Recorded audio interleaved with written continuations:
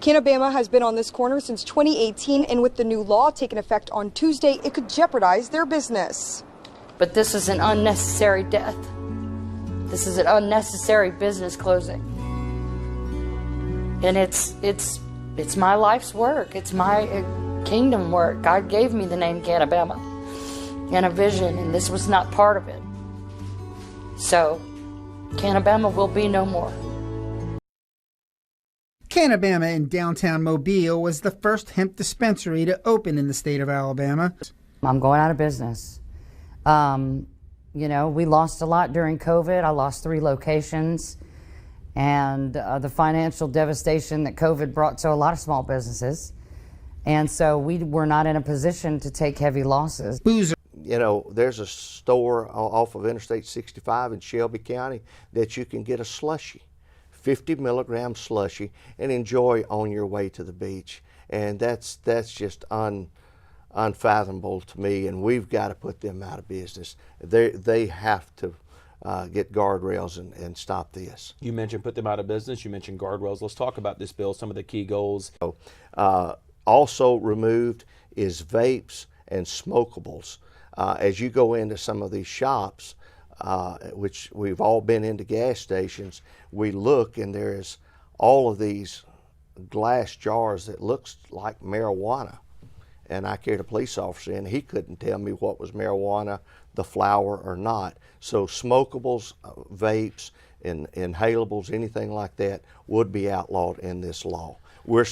It also removes it from convenience stores and limits how much you can buy. You're able to buy 50 milligrams in Shelby County on Interstate 65 in a slushy machine. We've got a true problem. So I said, get your slushy on the way to the beaches no more. Representative Whitt's bill is now headed to the governor for her signature. So I commend you for this bill, but I wonder what's the difference between this and alcohol? I mean, essentially, tobacco, alcohol is bad for you, to some degree as well, but people consume it. So the age requirement, some of the restrictions make sense, but it seems like we're just moving too fast on some of these restrictions, where we understand that we don't want a 6-year-old or anyone of that nature to be able to consume these products, but okay, so someone 21 or older. I'd be glad to answer that. I just showed you in my presentation there with my show and tell, if you took half of the gummy that I presented to you, that was a bottle of 80% vodka. That's the difference. If you put half a gummy in your mouth, that is almost like a full bottle of vodka. That is the difference. So compared to alcohol, what is the death ratio? I don't have the death ratio of that. Again, this has only been in operation. Some hemp industry advocates argue that the measure goes too far and could put them out of business. We've got some work to do on it, and the senators have some concerns, but I think it's going to make our bill stronger from the comments and things that we've heard. So I'm looking forward to working with the Senate and getting this passed. Do away with all the inhalables, the vapes, and things of that nature. This week, the Alabama Law Enforcement Agency shut down 9 smoke and vape stores for selling illegal marijuana products across 5 cities. These raids come just days before the state is set to tighten its THC regulations, outright banning smokable hemp products. Just today, state investigators held a press conference over the 9 smoke shops raided this week in South Alabama. Alabama Attorney General Steve Marshall says these laws are set in place to hold businesses accountable. Despite the labeling, despite what may be represented, this is illicit drugs. And as opposed to going to a local drug dealer to buy your marijuana, this was going to a storefront. I hope what this does, though, is sends a clear message that other stores in Alabama who are selling these types of products need to take a clear look at what they have and ensure that it actually is legal. And in order to sell consumable items, businesses will have to secure a license, which won't be made available until January. Boozer says she was holding out hope that the temporary restraining order would be granted so she could figure out what products she is allowed to sell. My business, probably 80 to 90%. I mean, some of my colleagues' businesses, 80% of their inventory is flour. You know, that's literally most of what they were selling. So it's going to leave us with nothing to sustain our businesses. You can't lose 25, 50, 80% of your business and hope to survive that. Not in this economy, you can't. I mean, eventually, if I wanted to start all over, but right now I'm out of a job. And I have to figure out what I'm going to do with my future, you know, to be able to provide for myself, my family, my children. You know, I don't know. The law, Boozer says, is not only hurting businesses, but Alabamians too. For the people who voted for this bill, you have no concept of how much suffering, and I'm not talking about businesses that are suffering. I'm talking about the people of Alabama, the voters of Alabama, and I would like to ask the citizens of Alabama to remember who voted for this next year in the elections. Remember who voted for this. And starting tomorrow, the Attorney General's office says that anyone caught with certain hemp products could face a Class C felony. The 2018 Farm Bill legalized hemp nationwide and protected its transportation across state lines. These companies argue that Alabama's new law not only goes against that, but also threatens to disrupt a growing industry that's been boosting the state's economy. A new survey of hemp business owners projects 2,300 layoffs within 6 months, with 84% of stores expecting to become unprofitable in just 90 days. They released a statement earlier today saying, quote, "The bill isn't regulation, it's eradication. Our members invested in good faith under current law. Now they're being told their livelihoods are illegal overnight." Promises made, promises kept, and we're just getting started. Mika, the Green Lady has been in business for 7 years in Huntsville. It's been a trailblazer in the hemp and wellness industry, but the owner tells me that the store will temporarily close starting tomorrow. This is that way they can fall in line with HB 445 that was signed in May. We've marked down all of our smokables. They're moving fast. The Green Lady is doing its best to get rid of smokable hemp products that, as of July 1st, will be illegal to sell. This includes THC vapes and flour. On July 1st, the sale and possession of those products becomes punishable as a Class C felony under HB 445. It's mind-boggling to me that we can go 20 years behind with a stroke of a pen.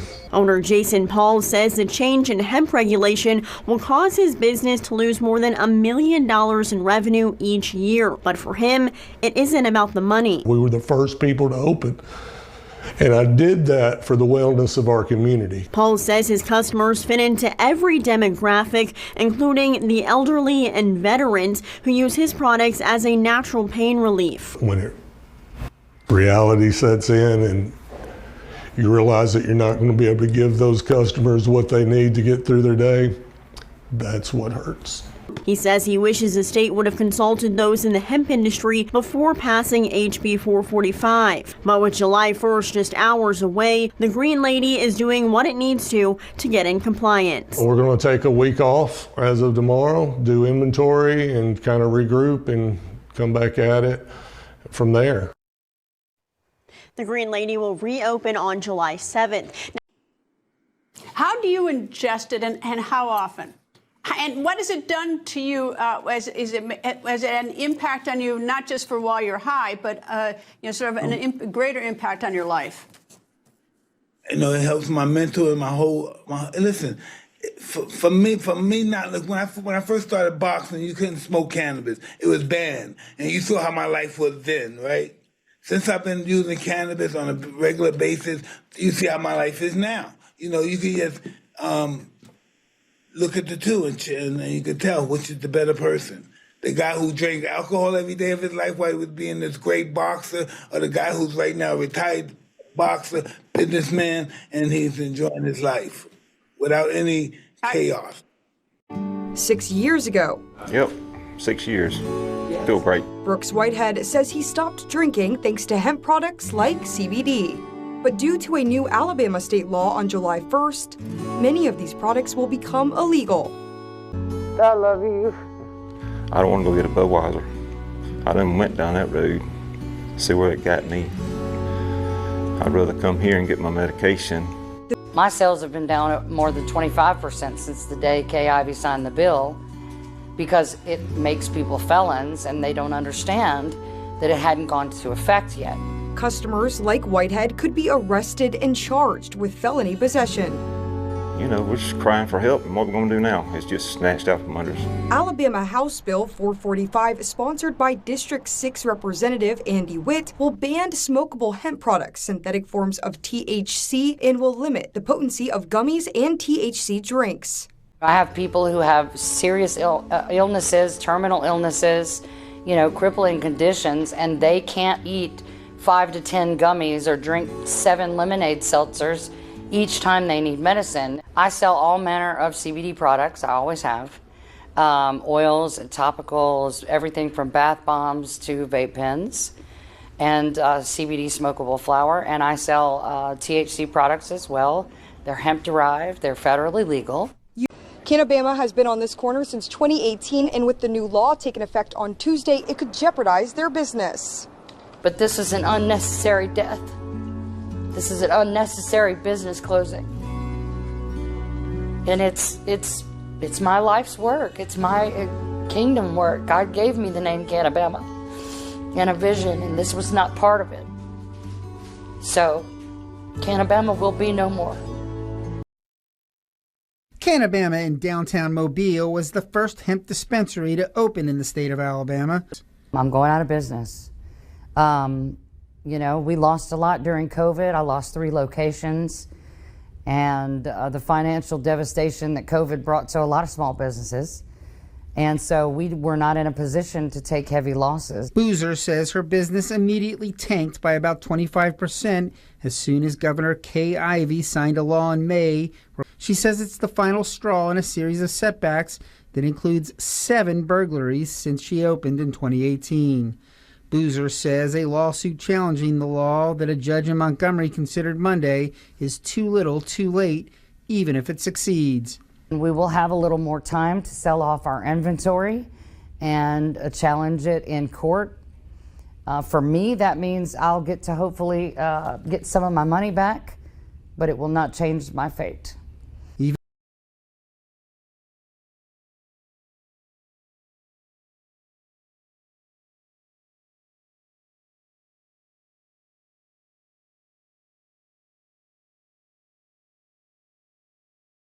Promises made, promises kept, and we're just getting started.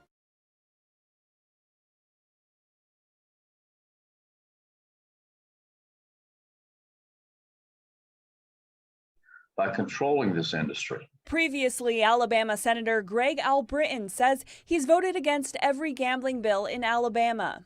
What I'm not willing to do is not allow this industry simply to grow unchecked in Alabama. So now he's introducing a gambling legislation for the 2022 session. Legislation that will give the state more control over a lottery and casinos, something it doesn't have regarding operations run by the Porch Band of Creek Indians. So that we can control its development and that we benefit from it, i.e. tax the devil out of it. Albritton says